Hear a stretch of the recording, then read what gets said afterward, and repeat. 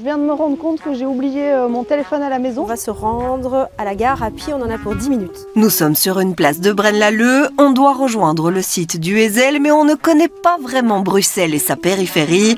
Je vais devoir me débrouiller sans mon smartphone. Ma collègue, elle, utilise l'application de la SNCB. Moi j'aime bien voir quand même, visualiser un peu là où je me rends. Ici je n'ai pas le plan, je n'ai que des adresses. Heure d'arrivée, 11h17 si tout va bien. De mon côté, je demande de l'aide aux passants. Je cherche la gare, s'il vous plaît. Tout droit. Merci beaucoup. Si je suis bien guidée, ce n'est pas tout à fait le cas de ma collègue. L'application de la SNCB, évidemment, ne me dit pas où se trouve la gare, donc j'ai quand même ouvert une autre application pour m'orienter vers la gare.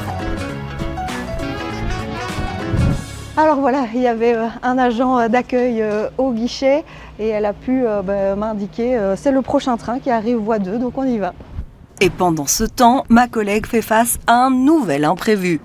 Donc là, je me rends compte qu'en fait, pour pas acheter mon ticket en ligne, je dois avoir un compte que je dois créer maintenant avant de monter dans le train. Ça, j'avais pas prévu. Et ça prend un petit peu de temps. Une fois à bord, je m'interroge sur mon itinéraire. C'est un peu déstabilisant parce que j'entends que le train s'arrête à la gare du Nord et j'aurais eu tendance, moi, à aller jusque-là.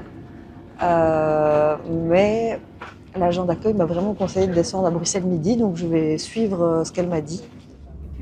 Ensuite, pendant que ma collègue se détend, je tente de recueillir quelques conseils auprès des voyageurs. Oui, mais c'est ça, je vais déjà aller jusqu'à la station de métro. Merci. Suivez-moi, je vous mets sur le chemin. Ah ouais? Ah super, merci beaucoup. Du train au métro, suivez le guide, mais le sien est virtuel, le mien est bien réel. Vraiment, merci beaucoup. Une fois arrivé à la station de métro, il faut encore rejoindre le lieu du rendez-vous.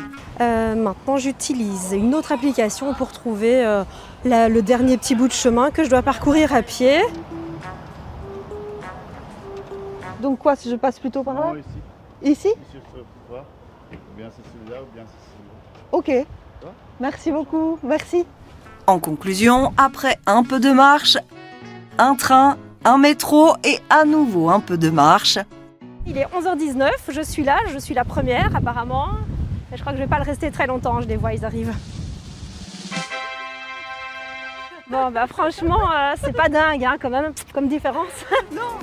une arrivée presque simultanée, un parcours identique et des dépenses similaires.